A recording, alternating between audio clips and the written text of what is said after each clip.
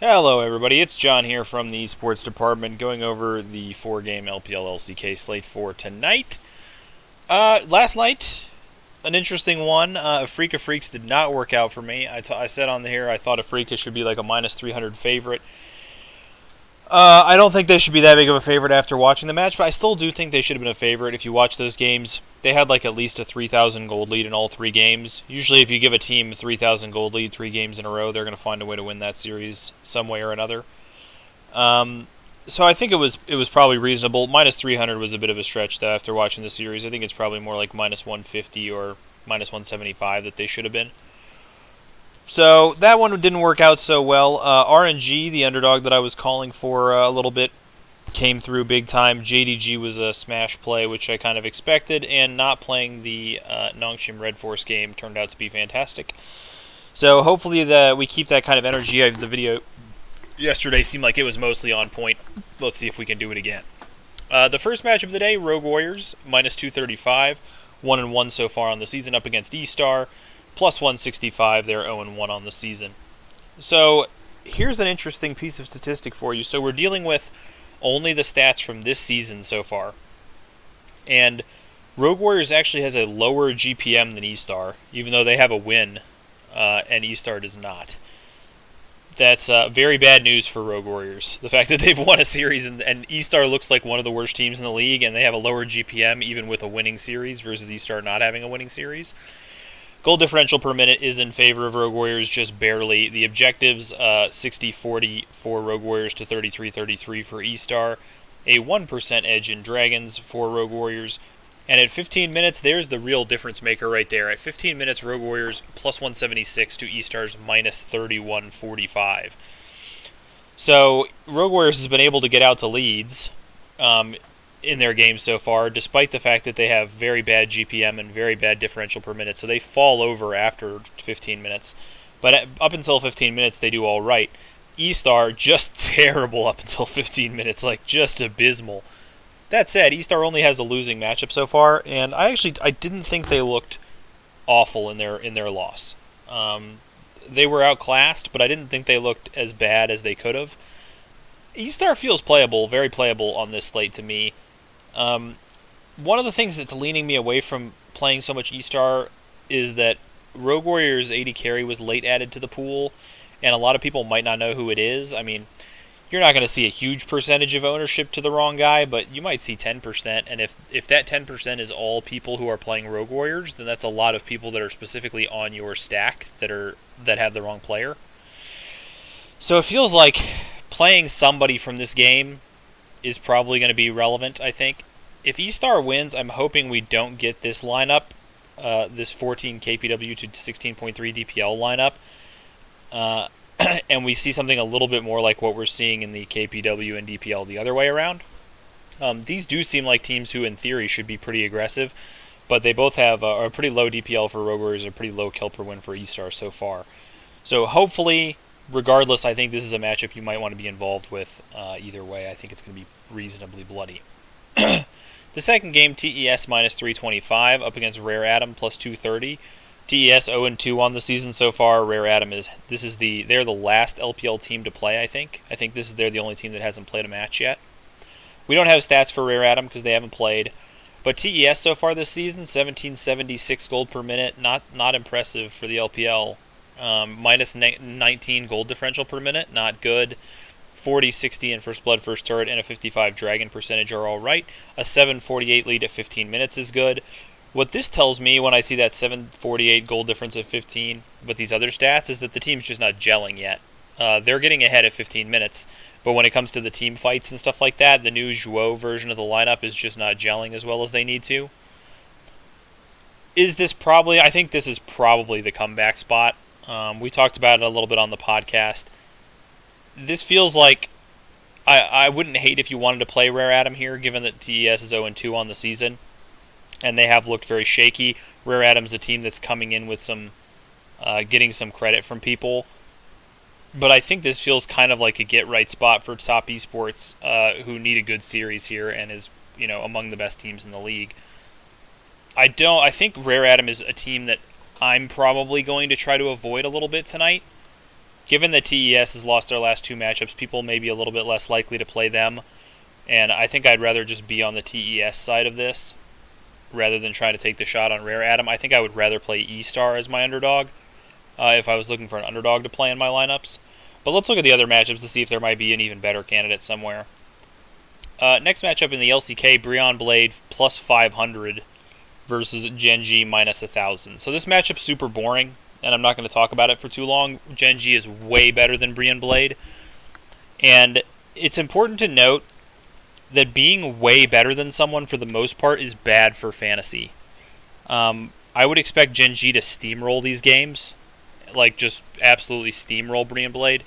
And if they do that, the games are going to end early. There's not as many objectives. There's not as many fights. Closer games yield bigger scores, which is why the LPL traditionally is so much higher scoring. There's a lot more aggressive teams, but also they're closer. The LCK usually has a lot of teams that are just not in contention to be any good, and those teams tend to just kind of get slow macro version of run over. Like the game might go 30 minutes, but it just never feels like the underdog is in there with a shot. And that's what I would expect from this series. I would expect GEnG to win these games very quickly. I wouldn't, for me personally, I know people love GEnG. I know people have heard me railing against GEnG. I'm on the GEnG train as far as I think you can definitely play this team in GPPs. I played them last time and won a GPP. But I think I'm fading this game. I think GEnG is going to stomp Brion Blade, but I think they're going to stomp them in a way that's not conducive to fantasy scoring. So this is not a game that I'm looking on having any action in for DFS tonight. If you want something really safe, you can go with GEnG, but I have to feel that GEnG's ownership is just going to be off the charts on this slate, given that they're a minus 1,000 favorite and everyone loves them for their scoring. That seems like just a spot where I'm just going to take my leave of this game and let other people battle over that. In the last game of the day, T1 plus 275, a number we've probably not seen on T1 in a long time. They're 1-0 on the season, up against Damwon, who's minus 425, and this is their first official LCK game this split. So how do we feel about this matchup? It's tough to make anyone a favorite over Damwon Gaming right now. I did, in my power rankings, I had T1 in first, and I said that by the end of the split, I think T1's going to be the best team. But this is early in the split. Damwon's rolling right now. Damwon has to be a favorite in this matchup. 425 might be a little heavy, but Damwon is definitely... Hopefully the dogs calm down here. Damwon's definitely has to be the favorite. T1 playing the closer and Gumayusi setup that they played last matchup, I think is going to be just really good. Even if they stick with those guys, if they decide to play Teddy, all the more power to them. But I think if I'm T1, honestly, I think I just let these guys cook and maybe even trade Teddy. I think Gumayusi's a really good player. I think closer is fantastic. You need Faker on your roster, but I'm sticking with the two young guys. If it's up to me, get a boatload of money or some prospects for the future in return for Teddy, and just roll with these young guys. I think they're very, very good. T1, as far as being a viable underdog, they're not one of my favorites tonight. I think I would rather play Estar for sure, and I'd probably rather gamble on Rareatom. This matchup has the potential to be bloody, unlike most LCK games. Excuse me. This matchup has the potential to be bloody, unlike a lot of LCK games. These two teams will definitely scrap with each other, especially the closer Gumayusi version of T1.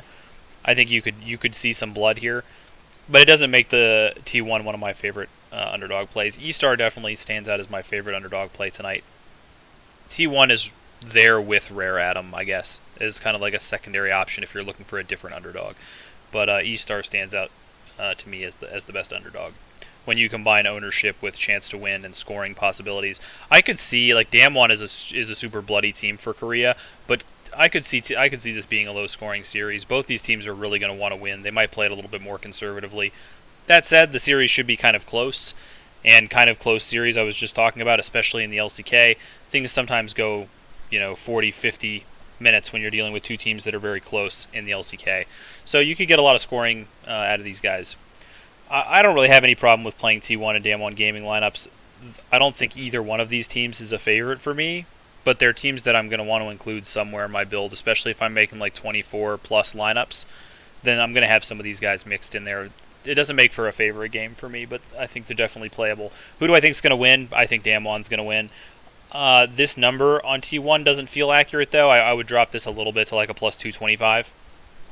But I do think Damwon should be the favorite to win this. That said, if there's people out there going like, what are you talking about, dude? Damwon's just crushed everybody, and look at Top Esports, dude. Everybody thought Top Esports was going to come out and dominate everybody, and they're 0-2. Now, that's not to say Top Esports is bad. They're not, and Damwon wouldn't be bad if they lost to T1 here. Just, it's not that hard for these teams to lose, and people seem to act like just because they're really good, they're just never going to lose to anybody. But we saw it with Top Esports here. So, long and short of it, I like Estar. Rareatom's playable. I like Top Esports. I like Rogue Warriors if you're not playing Estar. If you're looking for another underdog to play with Rogue Warriors, I mean, I think Rareatom makes sense. I think T1 makes sense. And then you can get some Rogue Warriors. I could definitely see that having some value.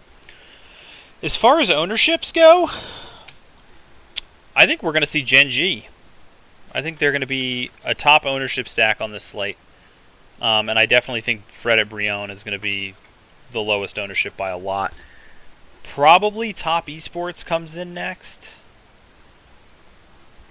It might be Damwon Gaming, to be honest. I'm going to go Damwon Gaming, and I'm going to go Rogue Warriors here, but I think Estar might end up being a pretty popular underdog option.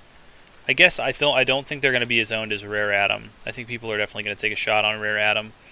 And T1 will be right in here too. These three are tough for me. I'd be pretty confident in the top four, and I'd be very confident Fred at Brion is going to be the lowest. These three feel like they could go any direction. Maybe people aren't as hyped on Rareatom, I don't know. And I've certainly heard a little bit of chatter about Estar, and I know that people are high on T1 this season just like I am. So it's really tough for me to say exactly where these three are going to end up, but I think your ownership looks something like this for the day. Looking at cash games, today are pretty tough. What can we get? Let's see what we can get out of a couple options here. Let me make sure I don't have the backups. Oh gosh, so many backups.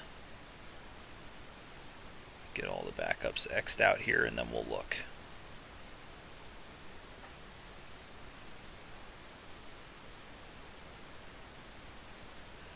Labs was playing around with their stuff earlier, so you have to make sure your guys aren't X'd out. There's a chance that some of your guys will be X'd out today, so watch out for that. Okay, let's go ahead and take a look. Let's start with the GEnG combinations. Let's go with something like GEnG Damwon. What's that do for us?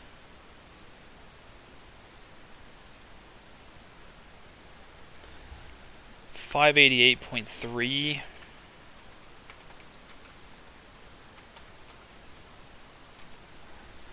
And it goes with a 4 GEnG lineup there with Showmaker Captain. What happens if we switch over to GEnG and Top Esports? 603. What happens if we switch over with Rogue Warriors GEnG? 617.2. And then what happens if we don't play GEnG and instead we go with, let's say, Top Esports and Damwon? 606.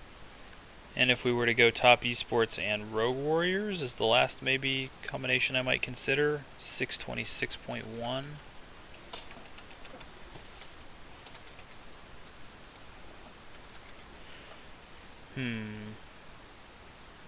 I guess the last thing would be Damwon and Rogue Warriors. Let's see what that pops up with. 616. So let's just put these into like a quick little... We'll just put these into a correct list here.